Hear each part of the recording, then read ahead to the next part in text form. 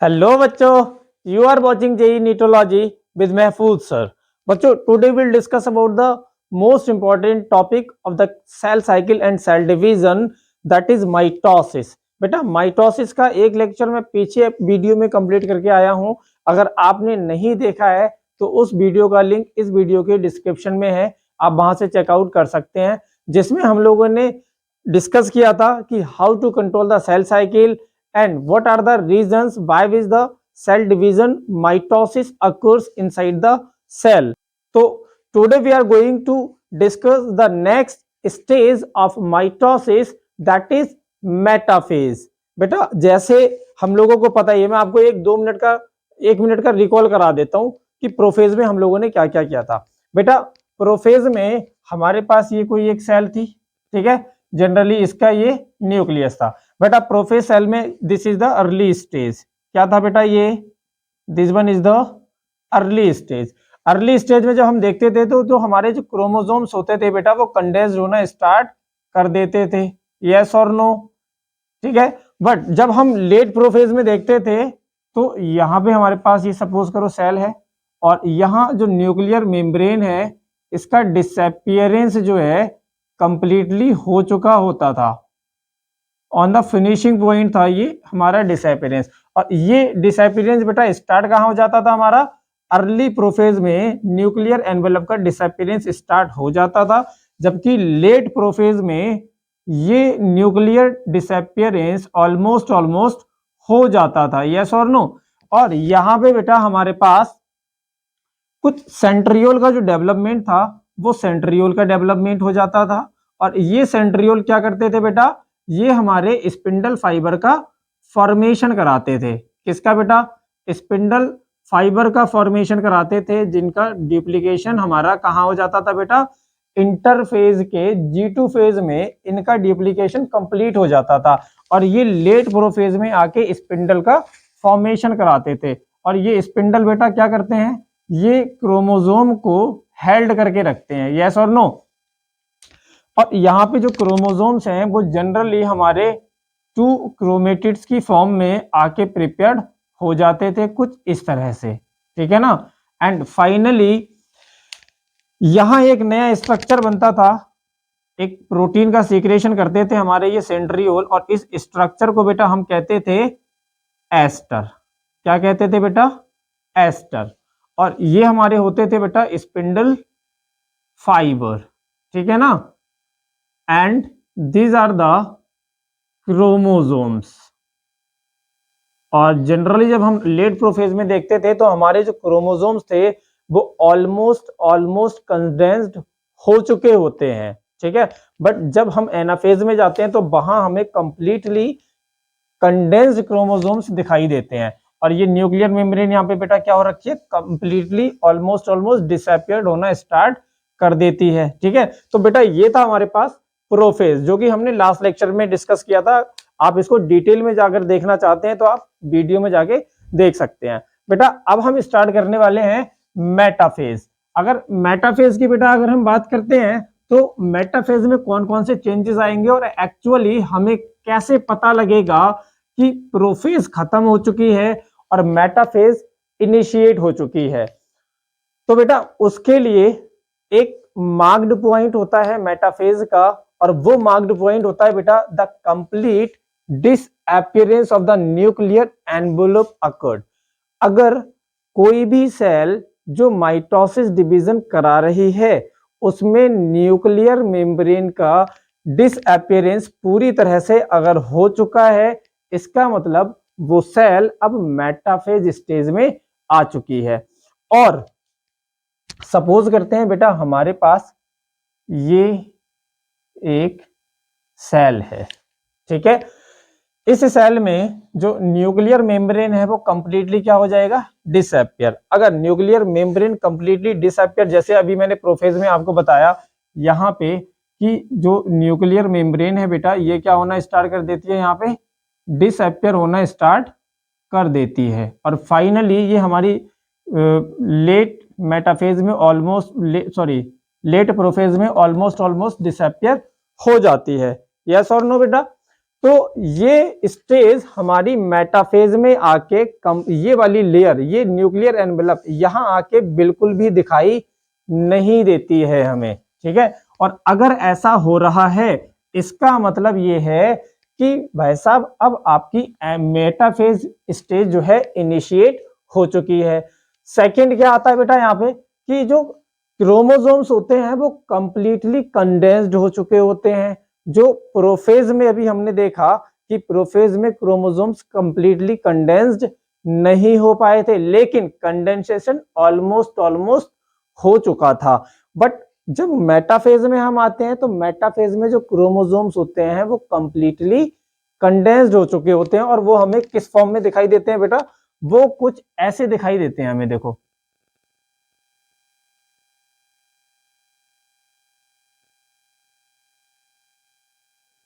Generally कुछ इस type से हमें क्रोमोसोम्स दिखाई देते हैं बेटा। क्रोमोसोम्स की अगर बेटा देखें तो दीज आर द क्रोमेटिड्स, इन्हें हम क्या कहते हैं, ये होती हैं बेटा हमारी क्रोमेटिड्स। बेटा इसको जो होल्ड करके रखता है इन क्रोमेटिड्स को एक स्ट्रक्चर, बेटा इस स्ट्रक्चर को हम कहते हैं सेंट्रोमेयर। क्या बेटा, इट इज सेंट्रोमेयर। और ये दोनों क्रोमेटिड जो होती हैं सिमिलर होती हैं, इसलिए बेटा हम इनको कहते हैं सिस्टर क्रोमेटिड्स। एक क्रोमेटिड्स ये है और एक क्रोमेटिड्स ये है, तो ये दोनों क्या कहलाती हैं बेटा, सिस्टर क्रोमेटिड्स कहलाती हैं। अब क्योंकि मेटाफेज में जब हम आते हैं तो इनका जो डेवलपमेंट है, जो कंडेंसेशन है, मतलब जो क्रोमेटिन मटेरियल है उसका कंडेंसेशन प्रोफेज से होते हुए मेटाफेज में आते आते कंप्लीटली हो जाता है। और वो हमें कैसे दिखाई देती हैं बेटा, वो जनरली हमें देखो इस टाइप से दिखाई देती हैं। सपोज कर लें बेटा ये हमारे पास एक सेल है, ठीक है, यहां ये हमारे क्रोमोसोम्स कुछ इस तरह से अपीयर होते हैं, राइट।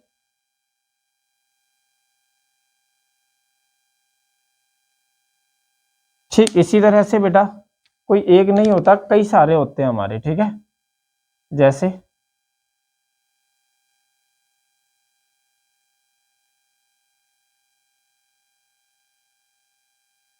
ठीक, तो ये क्रोमोसोम्स हमारे यहां आ जाते हैं। अब क्योंकि बेटा मैं अभी अभी आपको बता के आया कि हमारी जो प्रोफेज स्टेज होती है, प्रोफेज स्टेज में हमारे सेंट्रियोल का डेवलपमेंट कंप्लीटली हो जाता है, और वो क्या करना स्टार्ट कर देते हैं बेटा, वो स्टार्ट कर देते हैं स्पिंडल फाइबर। स्पिंडल फाइबर तो हमारे कहाँ इनिशिएट हो गए थे बेटा, स्पिंडल फाइबर हमारे प्रोफेज में ही इनिशिएट हो गए थे निकलना, ठीक है ना। तो ये स्पिंडल फाइबर का काम क्या होता है, अभी अभी मैंने आपको बताया कि जो क्रोमोसोम्स होते हैं इनको होल्ड करके रखना, इनको पकड़ के रखना किसका काम होता है बेटा, स्पिंडल फाइबर का काम होता है। ये किस तरह से पकड़ते हैं बेटा, ये एक थ्रेड लाइक स्ट्रक्चर होता है कुछ इस तरह से, जैसे ये देख सकते हैं आप, ये इधर आया, ठीक है, यहां से ये इधर गया। ठीक उसी तरह से बेटा ये क्रोमोसोम और ये बेटा इससे निकलता हुआ यहां आ गया। ठीक इसी तरह से बेटा हमारे पास ये यहां से कनेक्ट होके यहां आ गया, ठीक है। तो बेटा ये क्या है हमारे, these are the spindle fibres, ठीक है, and these are the centriole and these are the chromosomes. ये क्या बेटा हमारे क्रोमोसोम्स, राइट। और जनरली क्रोमोसोम्स में अगर हम देखें तो मैंने बेटा आपको दो तरह के दिखाए हैं यहाँ पे, एक हमारे रेड कलर में दिखाई दे रहे हैं आपको, एक ब्लैक कलर में दिखाई दे रहे हैं। बेटा जनरली जो क्रोमोसोम्स होते हैं सारे के सारे एक से नहीं होते हैं, लेकिन उनमें से कुछ सिमिलर होते हैं और कुछ डिफरेंट होते हैं। तो जो सिमिलर क्रोमोसोम्स होते हैं बेटा उन्हें हम कहते हैं होमोलॉगस क्रोमोसोम्स, और जो डिफरेंट स्ट्रक्चर होता है जिन क्रोमोसोम्स का उन्हें हम कहते हैं हेट्रोलॉगस क्रोमोसोम्स। क्रोमोसोम्स क्या कहते हैं बेटा, हेटेरोलॉगस। जैसे यहाँ पे ये रेड आपको दिखाई देते होंगे, ये दोनों हमारे होमोलॉगस हैं, और ये ब्लैक ब्लैक दिखाई देते होंगे बेटा, ये दोनों हमारे होमोलॉगस हैं। लेकिन अगर मैं बेटा बात करूं इसकी और इसकी, तो ये दोनों हमारे हेटेरोलॉगस हैं, क्योंकि इनका दोनों का स्ट्रक्चर अलग है। स्ट्रक्चर से मेरा मतलब है कि इनका साइज अलग है, इनके क्रोमेटिड्स की शेप, जो लेंथ है वो अलग है, इसीलिए बेटा इसको हम क्या कह रहे हैं, हेटेरोलॉगस क्रोमोसोम्स। ठीक है। अब क्योंकि अभी मैंने आपको बताया कि क्रोमोसोम्स का जो कंडेंसेशन है बेटा वो कंप्लीटली हो जाता है, और इसीलिए बेटा metaphase is the only stage at which we can easily study the morphology of the chromosome. हम क्रोमोसोम्स की मॉर्फोलॉजी को अगर स्टडी करना चाहें माइटोटिक डिवीजन की किसी भी स्टेज में, तो बेटा इतना आसान नहीं है जितना आप मेटाफेज में कर सकते हो, क्योंकि मेटाफेज में क्रोमोसोम्स पूरी तरह से डेवलप हो जाते हैं, जो अभी मैंने आपको यहाँ पे दिखाया। राइट, नेक्स्ट आता है, इसीलिए बेटा हम इसको कहते हैं it is the best stage for easily study of the morphology of chromosome. Morphology मतलब एक्सटर्नल स्टडी। ठीक है, कि क्रोमोसोम की एक्सटर्नल स्टडी आप किस स्टेज पे सबसे ज्यादा अच्छे से कर सकते हो बेटा, तो वो कौन सी स्टेज रहेगी, हमारी मेटाफेज। ठीक है। नेक्स्ट आता है, जो क्रोमोसोम्स होते हैं बेटा ये कितने उससे बने होते हैं, दो सिस्टर क्रोमेटिड से। देखो एक क्रोमेटिड ये है, एक क्रोमेटिड ये है, तो क्योंकि ये दोनों सिमिलर होते हैं तो इसलिए हम इसको कहते हैं सिस्टर क्रोमेटिड। क्या कहते हैं बेटा, मैं लिख देता हूं यहाँ पे, these are the sister chromatid. ठीक है। नेक्स्ट, ये सिस्टर क्रोमेटिड जो होते हैं जनरली किससे हेल्ड रहते हैं, एक स्फेरिकल स्ट्रक्चर जिसको हम क्या कहते हैं बेटा, सेंट्रोमियर। देखो chromosomes is made up of two sister chromatids which are held by centromere. अब सेंट्रोमियर पे एक बहुत इंपॉर्टेंट बात बेटा, अगर हम बात करें जी जो स्पिंडल फाइबर हैं, ये स्पिंडल फाइबर किस चीज से अटैच्ड हैं यहाँ पे, तो बेटा उसका एक सिंपल सा ऑप्शन है कि यहाँ पे एक नया एक डिस्क शेप्ड लाइक स्ट्रक्चर बनके प्रिपेयर्ड हो जाता है। क्या बेटा, एक डिस्क शेप्ड स्ट्रक्चर बनके प्रिपेयर्ड हो जाता है कुछ इस तरह से, जो आपको मैं रेड कलर में दिखा रहा हूं यहाँ पे। ठीक है, यहाँ पे भी बनके तैयार हो जाएगा और यहाँ पे भी। ठीक बेटा, मैं रेड वाले में आपको ब्लैक से दिखा देता हूं। एक डिस्क शेप्ड स्ट्रक्चर यहाँ पे तैयार हो गया कुछ इस तरह से, और यहाँ ये।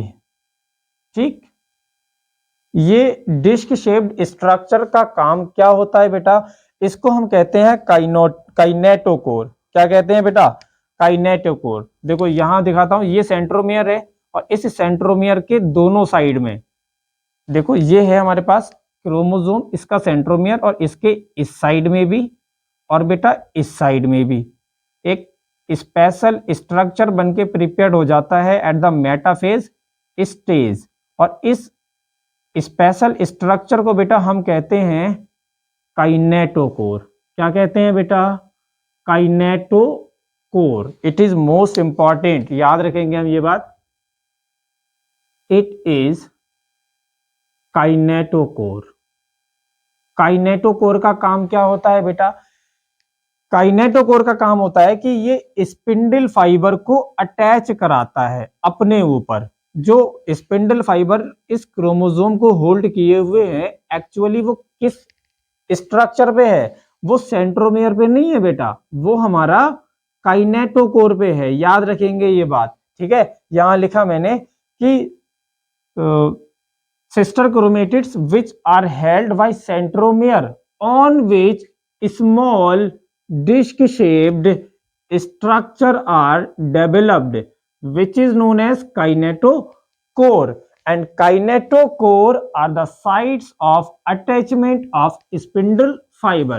तो जो काइनेटोकोर है वो क्या कर रहे हैं, स्पिंडल फाइबर को अटैच करने की एक साइट है जहां पे स्पिंडल फाइबर अटैच हो रहे हैं। ठीक है, अब इसमें एक खास फीचर ये आता है, जो एनाफेज है बच्चों, ये भी एक्चुअली हमारी दो स्टेजेस में कंप्लीट हो रखी है, एक अर्ली एनाफेज और एक हमारी लेट एनाफेज। जब हम दिस सपोज कर सकते हैं आप बेटा,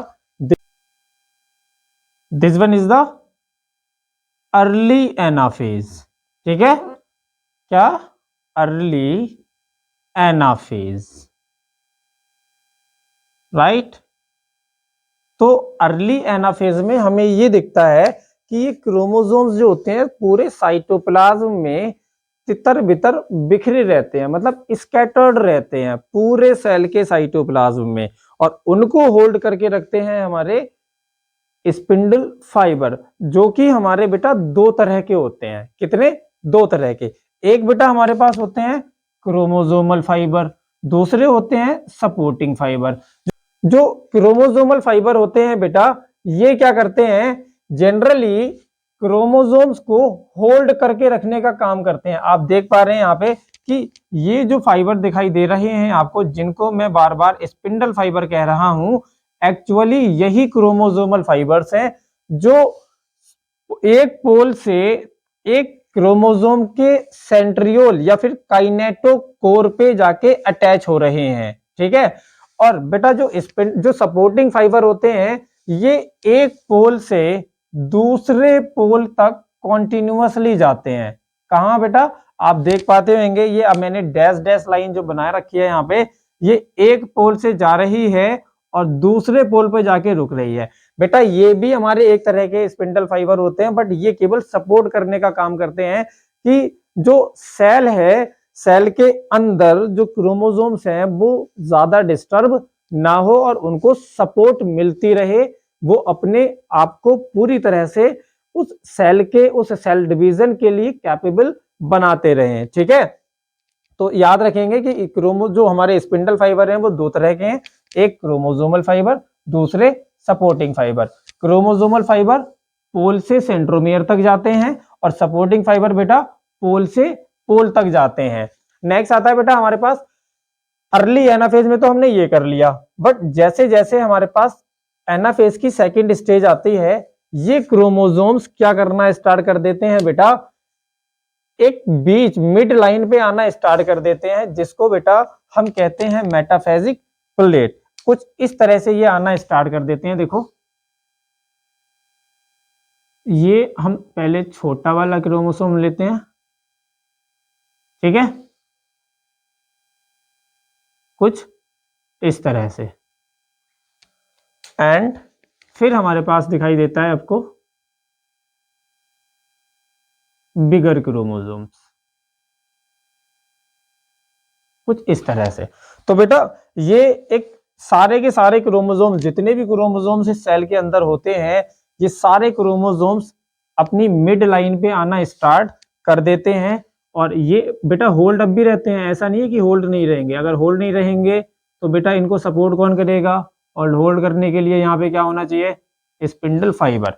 तो ये है हमारे पास स्पिंडल फाइबर, मैं ये आ गया यहाँ से और ये आया यहाँ। बेटा एक बात और बनाओ, किससे अटैच्ड है हमारे, काइनेटोकोर। काइनेटोकोर मत भूलना, बहुत इंपॉर्टेंट पॉइंट है ये, ठीक है। और ऐसे ही बेटा हमारे यहाँ पे बनाता हूं मैं काइनेटोकोर, ठीक, ये ब्लैक, ऐसे ही ये यहाँ पे काइनेटोकोर होंगे और यहाँ पे होंगे। तो इस तरह से बेटा हमारे पास कई सारे स्पिंडल फाइबर आपको दिखाई देंगे, कुछ इस तरह से, ठीक है। और ये बेटा आपको इस वाले को इससे कनेक्ट कर दो, इस वाले को बेटा इससे कनेक्ट कर दो। तो जनरली क्या अब इसमें सपोर्टिंग फाइबर नहीं रहेंगे बेटा, अब भी रहेंगे सपोर्टिंग फाइबर। सपोर्टिंग फाइबर कहाँ जाएंगे, सपोर्टिंग फाइबर नहीं होंगे तो इनको सपोर्ट कौन करेगा, ठीक है। तो सपोर्टिंग फाइबर तो अब भी रहेंगे, जो डायरेक्टली एक पोल से दूसरे पोल तक आते हैं, ठीक। तो बेटा ये जो इन्होंने एक मिड लाइन पे आना स्टार्ट कर दिया, अलाइन करना स्टार्ट कर दिया, इस लाइन को बेटा हम कहते हैं मेटाफेजिक प्लेट्स। क्या कहते हैं, this line is known as metaphasic plate. मैं यहां लिख देता हूं, it is the metaphasic plate, ठीक है, ओके। तो ये इतने सारे इवेंट्स बेटा कहाँ हो रहे हैं, हमारे मेटाफेज में हो रहे हैं। इसको बेटा एक लाइन से हम डिफाइन कर सकते हैं, two chromatids of a chromosomes start to repulse each other and arms of chromosomes are directed toward opposite poles। मतलब क्या हुआ, ये क्रोमोसोम्स हमारे मिड लाइन पे आ गए, एक लाइन पे एक इकट्ठे हो गए। इकट्ठे होने के बाद अब इनमें नेक्स्ट स्टेज का आना इनिशिएट हो जाएगा, मतलब वो फंक्शन इनिशिएट हो जाएंगे जो एक्चुअली मेटाफेज के बाद आते हैं, जिसको हम एनाफेज कहते हैं। एनाफेज में बेटा क्या क्या होगा, एनाफेज में ये क्रोमोसोम्स एक दूसरे से ये जो क्रोमेटिड्स होते हैं ये एक दूसरे से सेपरेट होना स्टार्ट कर देते हैं। तो बेटा यहाँ वही लाइन लिखी है कि ये जो क्रोमेटिड्स होंगे हमारे, ऐसे करके मैं यहाँ दिखा देता हूँ आपको, कुछ इसी तरह से अरेंज रहते हैं हमारे ये यहाँ पे। ये क्रोमेटिड्स एक तो ये है और दूसरा ये है, ये और ये एक दूसरे को रिपल्स करना स्टार्ट कर देंगे। क्या करना स्टार्ट कर देंगे, रिपल्स करना स्टार्ट कर देते हैं। कहां पे बेटा, मेटाफेज में। और एनाफेज में ये पूरी तरह से रिपल्स हो जाते हैं, ठीक है, मतलब एक दूसरे से अलग अलग हो जाते हैं। बट ये काम इनिशिएट कहां हो जाता है बेटा, हमारा मेटाफेज में इनिशिएट होता है, लेकिन एनाफेज में जाते जाते ये हमें दिखाई दे जाते हैं अलग अलग। अब एनाफेज को पूरी तरह से डिस्कस करेंगे, तो पहले आप इसका एक स्क्रीनशॉट ले लो और उसके बाद बेटा हम एनाफेज को भी डिस्कस करते हैं। ओके बच्चों, ठीक है, जल्दी से स्क्रीनशॉट ले लो उसका। हाँ तो बच्चों अब हम स्टार्ट करने वाले हैं बेटा एनाफेज। एनाफेज की अगर हम बात करें तो एनाफेज में क्या होने वाला है, जैसे अभी मैंने बताया आपको कि यहाँ पे जो क्रोमेटिड्स होते हैं किसी भी क्रोमोसोम्स के, वो एक दूसरे को रिपल्स करना स्टार्ट कर देते हैं, मतलब एक दूसरे को दूर भगाना स्टार्ट कर देते हैं, है ना। तो बेटा अभी मैंने आपको बताया कि this is the late metaphase, late metaphase,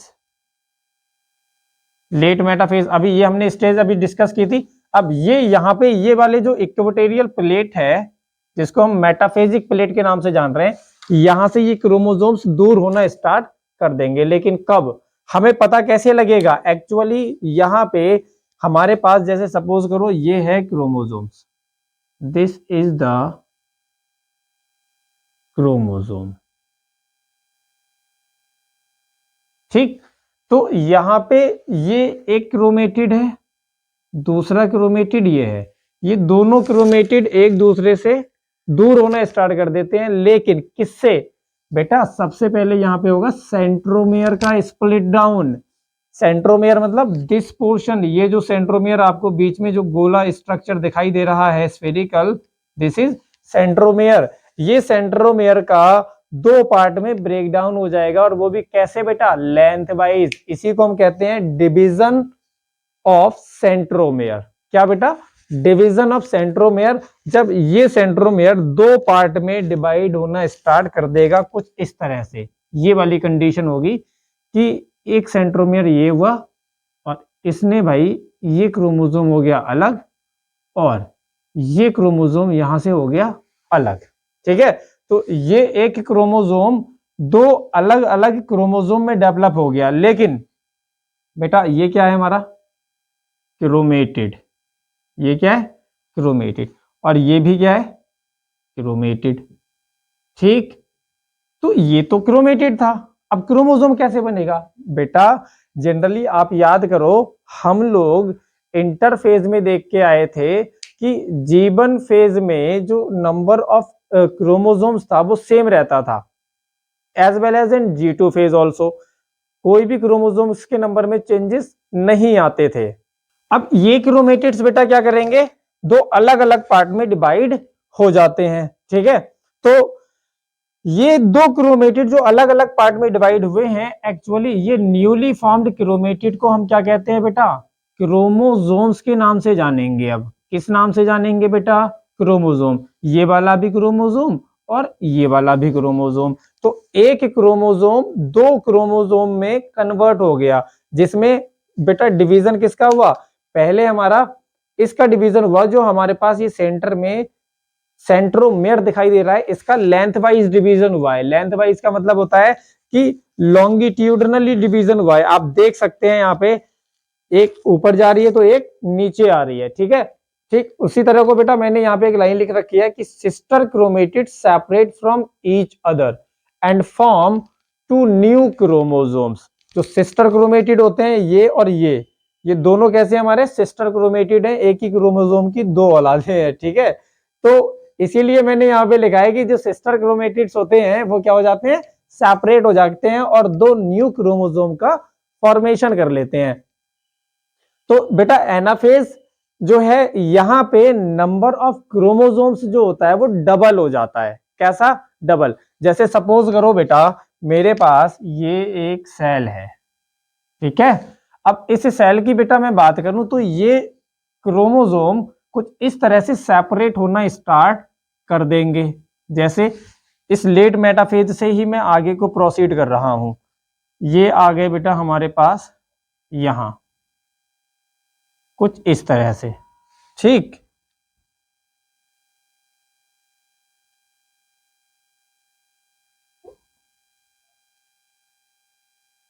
और एक आ गया बेटा हमारे पास यहां, ठीक उसी तरह से बेटा एक रेड वाला ये हो गया और एक ये हो गया, राइट। ऐसे ही बेटा ये दूसरा हमारा बना ये,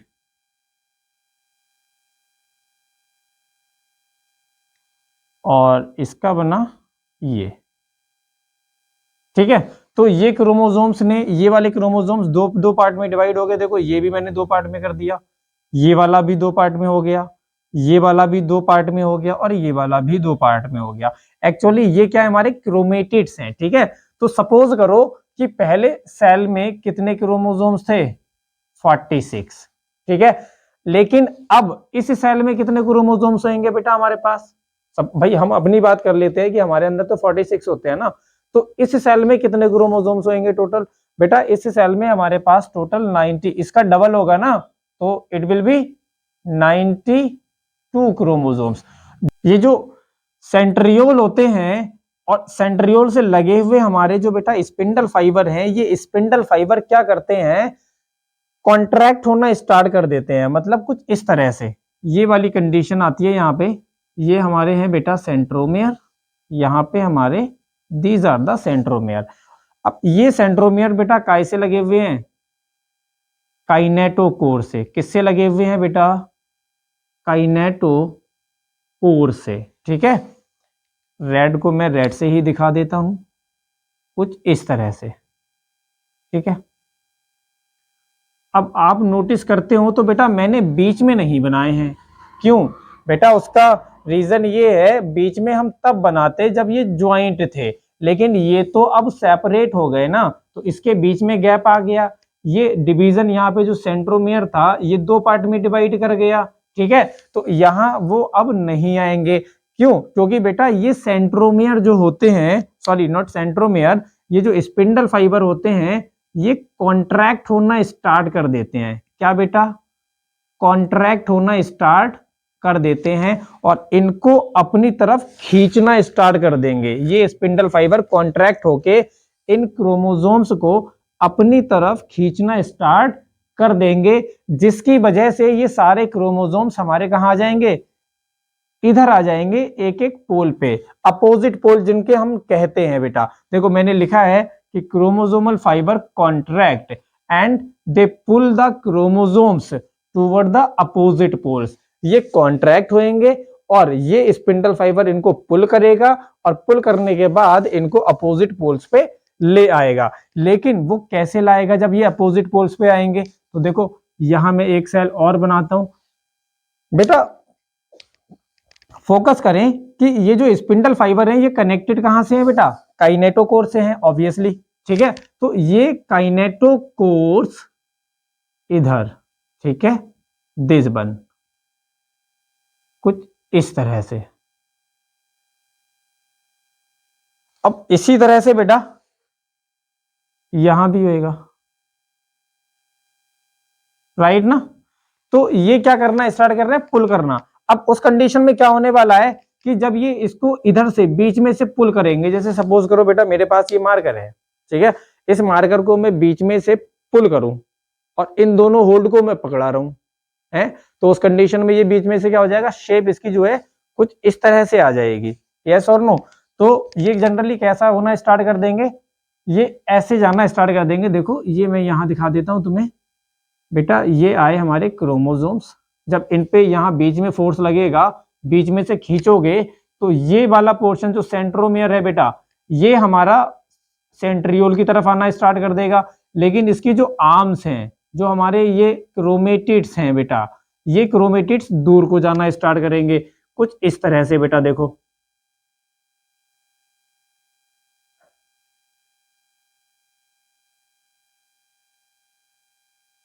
कुछ इस तरह से, ये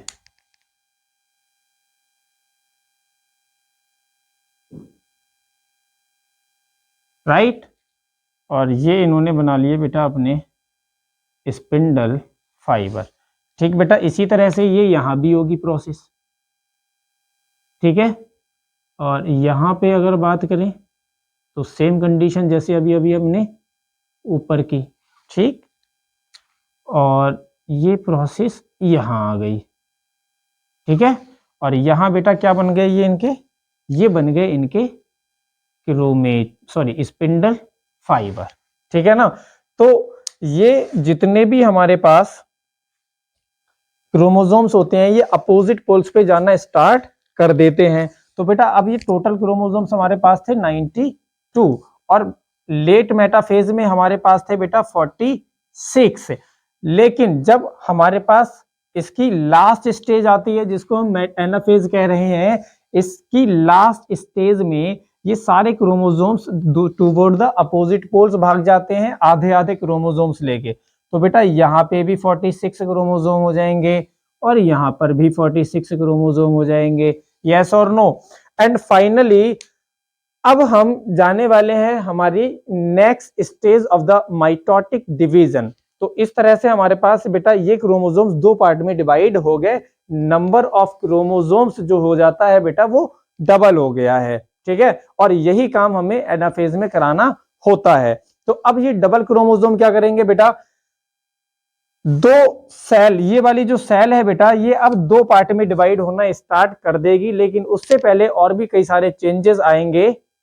वो चेंजेस क्या होंगे बेटा, हम ये देख लेते हैं पहले कि क्रोमोसोम्स तो बेटा हमारे कई सारे तरह के होते हैं, ठीक है। एक बार आप इसका स्क्रीनशॉट ले लो, फिर मैं आपको बताता हूं कि क्रोमोसोम्स की कंडीशन क्या क्या होगी।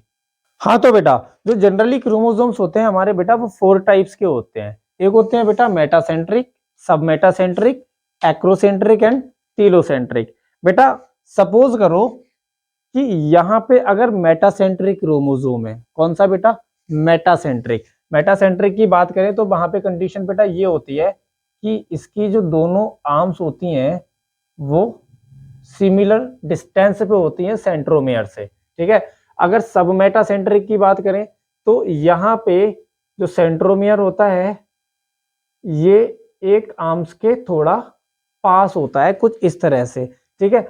एक्रोसेंट्रिक की बेटा अगर हम बात करें तो एक्रोसेंट्रिक में क्या होता है कि यहाँ पे बहुत ज्यादा पास होता है ये सेंट्रोमियर के, और दूसरी आर्म्स पूरी फुल लेंथ में होती हैं।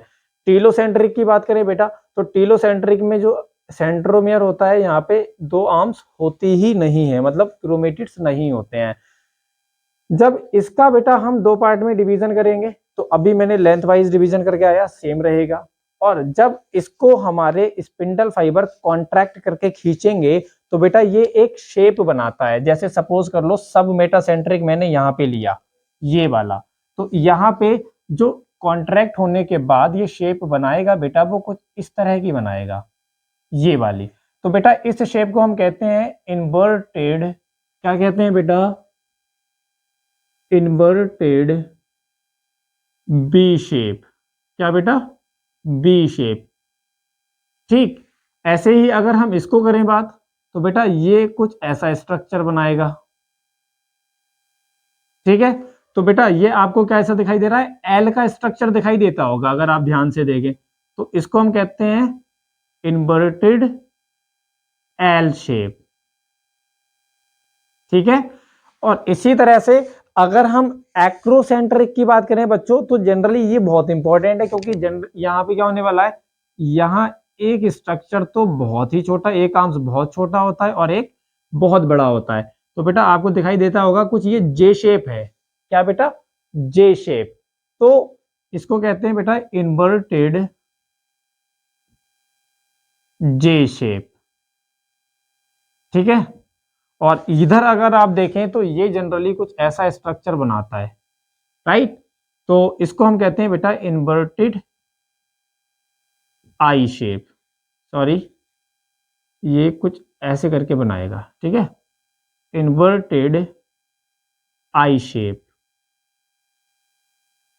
तो क्रोमोसोम्स तो बेटा कोई भी हो सकता है ना हमारे पास। तो अगर उसने हमसे कह दिया बेटा कि हमारे पास एक्रोसेंट्रिक क्रोमोसोम्स है एनाफेज स्टेज में, तो बताओ इसका शेप क्या बनेगा। जब ये क्रोमोसोम्स दोनों पोल पे चले जाएंगे, अपोजिट पोल्स पे चले जाएंगे, तो किस शेप में आएंगे हमारे सामने, तो बेटा वो होएगा हमारे पास इन्वर्टेड एल शेप। अगर सब मेटासेंट्रिक है, अगर एक्रोसेंट्रिक है तो इन्वर्टेड जे शेप, अगर टीलोसेंट्रिक उसने दे रखा है तो इन्वर्टेड आई शेप, और मेटासेंट्रिक दे रखा है उसने तो इन्वर्टेड बी शेप। इतनी बातें हम याद रखेंगे एनाफेज में। अब हम जाने वाले हैं बच्चों टीलोफेज में।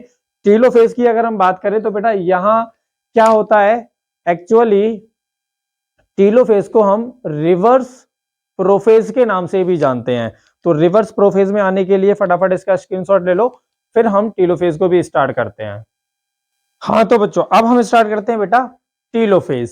टीलोफेज को अगर हम देखें तो अभी एनाफेज में हम देख के आए कि सारे क्रोमोसोम अपोजिट पोल्स पे हमारे आ गए हैं। बेटा टीलोफेज का जो इनिशिएशन है, ये क्रोमोसोम्स अपने आप को डीकंडेंस्ड होना स्टार्ट कर देते हैं। क्या हो जाता है, the marked point of telophase क्या होगा बेटा, डीकंडेंसेशन of newly formed chromosomes started. जो एनाफेज में न्यूली क्रोमोसोम्स बनते हैं बेटा, वो क्या करना स्टार्ट कर देते हैं टीलोफेज में, ये जनरली डीकंडेंस्ड होना स्टार्ट कर देते हैं कुछ इस तरह से, ठीक है ना। और फाइनली ये क्रोमैटिन मटेरियल का फॉर्मेशन करा लेते हैं यहां भी और यहां भी। जैसे हम बेटा इंटरफेज से प्रोफेज में आते हैं तो उस कंडीशन में हमारे पास जो क्रोमोसोम्स दिखाई देते हैं in the form of chromatin material, ठीक वही स्टेज फिर से टीलोफेज में आ जाती है। और यही रीजन है कि इसको हम बेटा रिवर्स प्रोफेज के नाम से भी जानते हैं, कि प्रोफेज वाली मैकेनिज्म का दोबारा से इनिशिएट हो जाना क्या कहलाता है बेटा, रिवर्स प्रोफेज। पहला कैरेक्टरिस्टिक फीचर तो ये होता है कि डीकंडेंसेशन हो गया। अब खुद लॉजिक लगाओ बेटा, जब इस क्रोमोसोम्स का डीकंडेंसेशन हो जाएगा तो क्या वो अपनी आइडेंटिटी को मेंटेन कर पाएगा, नहीं कर पाएगा बेटा, वो अपनी आइडेंटिटी को लूज कर देता है, ठीक है। तो क्रोमोसोम लूज देयर आइडेंटिटी। बेटा आप देख सकते हैं यहां से यहां पे ये हमारे पूरे क्रोमोसोम्स है, लेकिन ये हमारे क्रोमैटिन मटेरियल है। क्या है बेटा, this is the chromatin material. Next prophase में हमने क्या किया था कि हमारे पास जो न्यूक्लियर एनवेलप था या सेल ऑर्गेनेल्स थे वो सारे के सारे डिसअपियर हो रहे थे, है ना। लेकिन टीलोफेज में आके फिर से वो क्या होना स्टार्ट कर देते हैं, रीअपियर होना स्टार्ट कर देते हैं, मतलब वो दोबारा से बन जाते हैं, ठीक है।